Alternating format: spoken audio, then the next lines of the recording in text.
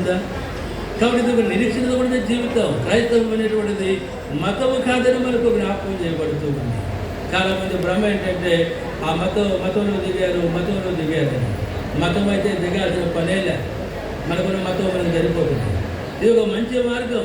అందుకే నా మటుకు నేను వారి మటుకు వారు కూడా మతాన్ని విడిచిపెట్టేశారు, మార్గంలో ఉంటా ఉన్నారు. ఈ మార్గంలో నిరీక్షణ కనబడుతుంది. అలాంటి నిరీక్షణ కలిగిన వారిగా మనం ఉండాలి. ఈ నిరీక్షణకు కారణమైన సంగతులు భౌతికంగా భూమి మీద దేవుడు మాత్రమే ఇవ్వగలిగిన వరకు కనబడుతున్నాడు. అందుకే 5 విషయాలు చెప్పాను కదా, పిల్లలను ఎవరు ఇవ్వాలి చెప్పండి? దేవుడే ఇవ్వాలి. దేవుడు ఇవ్వకుండా ఏ వ్యక్తి పొందలేదు. అది ఖచ్చితం. అది మొట్టమొదటి మాట. రెండవదిగా మనకు జ్ఞాపకం చేయబడుతుంది, ఆయనే కాపాడాడు. ఆయన కాపాడకపోతే ఏ వ్యక్తి కూడా తనను తాను కాపాడుకోలేడు అని చూస్తూ ఉంటూ ఉన్నాం. మూడవదిగా కనబడుతుంది, దేవుడి సంవత్సరములనే నిధిని ఆయన మాత్రమే ఇచ్చేటువంటి వాడు. ఆయన ఇవ్వకుండా ఒక్క నిమిషం కూడా మనం దాటలేము. కాబట్టి సంవత్సరాలు దేవుడి ధైర్యం బట్టి మనకు అనుగ్రహించబడుతూ ఉన్నాయి. అది ఆయన మాత్రమే ఇవ్వగలిగిన వాడు. నాలుగవదిగా కనబడుతుంది రక్షణ. అంటే మన పాపములను విడిపించిన కొరకైనటువంటి స్థితి అది దేవుడు మాత్రమే చేయగలిగింది. మన పాపం నుంచి మనం విడిపించబడలేము. నా మనకు నేను కూడా ప్రభుని ఎదిగిన తర్వాత బ్రతుకు మార్చబడడానికి ఎంతో ప్రయత్నించాను. వాళ్ళ కాల నరకాన్ని పరలోక రాజ్యాన్ని చూపించే కళలో భయం, బ్రతుకు మార్చుకోవాలనేటువంటి ఆశ ఎంత మాత్రం విలుపడేది కాదు. ఓ దైవసేవుడు మాట్లాడుతూ చెబుతూ వచ్చాడు, నీ బ్రతుకు నువ్వు మార్చుకోగలిగితే దేవుడు మానవుడికి ఈ లోకానికి రావాల్సిన అక్కరలా, ఆయన పాపముగా చేయబడాల్సిన అక్కరలా, ఆయన చనిపోవాల్సిన అక్కరలా, ఆయన సమాధి చేయబడాల్సిన అక్కరలా, ఇవన్నీ నీ కొరకు ఆయన చేశాడు. నువ్వు పాపాలు ఒప్పుకో, ప్రభు విడిపిస్తాడని చెప్పాడు. ఆ రాత్రి నా మనసులో మోకరించి నా పాపాలన్నీ ఒప్పుకుంటూ వచ్చా. అన్ని నా ఎదురుకు వచ్చేసినాయి. కొంత సమయానికి ఏది రాలేదు. గొప్ప వెలుగునని ఆలోచనలకు అర్థమైంది. ఎంతో గొప్ప సంతోషం అన్నమాట.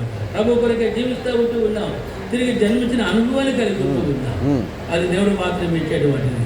తిరిగి 5వదిగా మనకు జ్ఞాపకం చేయబడుతుంది, దేవుని రాజ్యం, స్వర్గ రాజ్యం, పరలోక రాజ్యం, మోక్షం, వైకుంఠం, అన్ని భాషలు పదాలు పిలుస్తాం. అక్కడ మనం ఉండాలని అంటే గమనిస్తూ ఉంటూ ఉంటాం. అది ఆయనకు మాత్రమే సాధ్యం. ఆ రాజ్యాన్ని మనం పొందాలంటే గమనిస్తూ ఉంటూ ఉంటాం. లోకంలో జన్మించిన ప్రతి వ్యక్తి గమనిస్తూ ఉంటూ ఉంటాం. ఆ రాజ్యం కొరకై తిరిగి జన్మించాలనేటువంటి సంగతి ఆ బిడ్డ జన్మ మనందరి జన్మలు జ్ఞాపకం చేస్తూ ఉంటాం. కలుగున్న మరొక ఈ దినం దేవుడికి ఒక మంచి అవకాశం ఇస్తూ ఉన్నాడు. యోధాతర జన్మదినం, నా పుట్టిన దినం చెప్పుకోవడానికి ఇది ఒక మంచి అవకాశం. ఒకసారి ఒక పెద్ద దైవ సేవకుడు ఒక ఊరిస్తే బర్త్డే మీటింగ్కి పోయిరామన్నాడు. ఆ బర్త్డే మీటింగ్కి పోయేటప్పుడు చెప్పాడు, ఇది 1వ సంవత్సరం బర్త్డే కదా, అది 3వ సంవత్సరం బర్త్డే అని చెప్పాడు.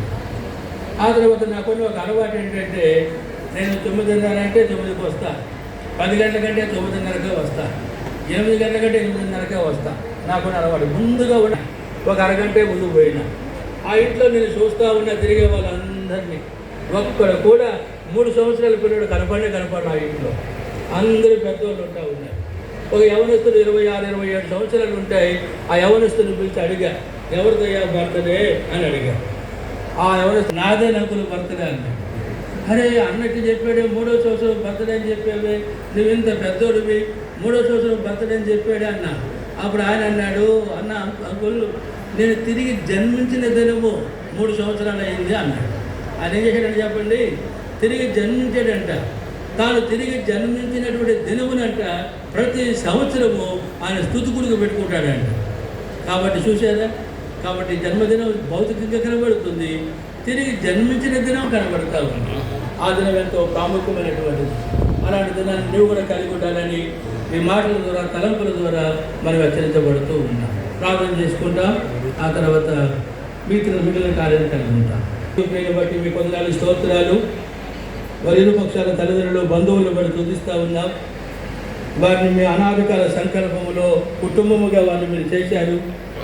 దయగలిగిన తండ్రి, అంత మాత్రమే కాకుండా వాగ్దానములు ఇచ్చి కుమారుడిని వారికి మీరు అనుగ్రహించినందుకే మీ కొందరు స్తోత్రాలు.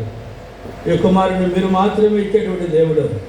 ఆ కుమారుని వారికి ఇవ్వడం ద్వారా భార్యాభర్తలుగా ఉన్న వారిని తల్లిదండ్రులు కానీ ప్రభువా వారిని నింద నుంచి వారిని విడిపించినట్లుగా మేము చూస్తూ వచ్చారు. తిరిగి మీ లేఖనాలు చూసినప్పుడు దయగలిగిన తండ్రి, ఆ బడిని 1 సంవత్సరం మీరు కాపాడుతూ వచ్చారు. మూడవదిగా మాకు జ్ఞాపకం చేశారు. 2వ సంవత్సరాన్ని దయా కిరీటముగా బిడకు మీరు ధరింపజేసినందుకై మీ పొందనాలు స్తోత్రాలు. దయగలిగిన తండ్రి, ఈ జన్మ భౌతికంగా పాపాన్ని చూపిస్తూ ఉంటూ ఉండగా దానికి ఫలితం పాతాళమని జ్ఞాపకం చేస్తూ వచ్చారు. దానిని రక్షించే దేవుడు మీరు మాత్రమే అని జ్ఞాపకం చేశారు.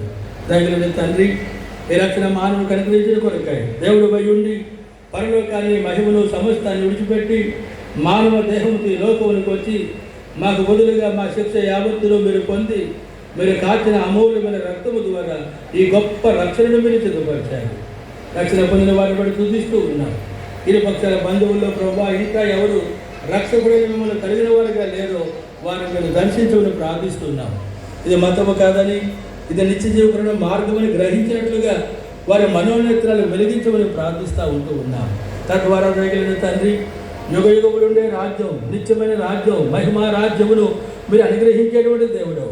ఆ రాజ్యంలో యుగాయుగములు ఉంటాం. లోకములో కొద్ది కాలం, ఆ రాజ్యంలో మేము ఉండబో కాలము శాశ్వత కాలం. ఆ రాజ్యం గురించిన గ్రహింపు మీ ఏర్పాటును వారికి అనుగ్రహించడం ప్రార్థిస్తూ ఉన్నాం. ఆ రాజ్యం కొరకై దయగలిగిన తండ్రి, శారీరకంగా జన్మించిన ప్రతి వ్యక్తి తిరిగి నూతనముగా జన్మించాలని మాకు మీరు జ్ఞాపకం చేస్తూ వచ్చారు. దయగలిగిన తండ్రి, ఆ జన్మ ఏ వ్యక్తి కలిగిన వాడిగా కనబడుతున్నాడో ఆ వ్యక్తి మీ కుమారుడు కుమార్తెగా చేయబడతారు. మీ మహిమ కొరకే జీవిస్తారు. ఎప్పుడు ఈ లోకమును ముగించిన నిత్య జీవులో ఉంటామనే నిరీక్షణ కనబడుతుంది. అటు నిరీక్షణ కొరకై మీ ఏర్పాటును వారందరినీ కనికరించండి. ప్రభావ మీ మాటలలో జీవమున్నది. మీ ఏర్పాటులో ఉన్న వారిలో కొందరిలోనైనా మీ కార్యం జరిగించండి. మమ్మల్ని కలిగి భాగ్యాన్ని దయచేయండి. ఈ పరిచయను ముద్రించండి. మిగిలిన సమయం మాకు ఆశీర్వాదకరంగా ఉంచమని మీరే మహిమ పొందుతారు. యేసు ప్రభువుని నామమున ప్రార్థించి స్తుతించి వేడుకొనుచున్నాము తండ్రి. ఆమేన్. కూర్చోనండి.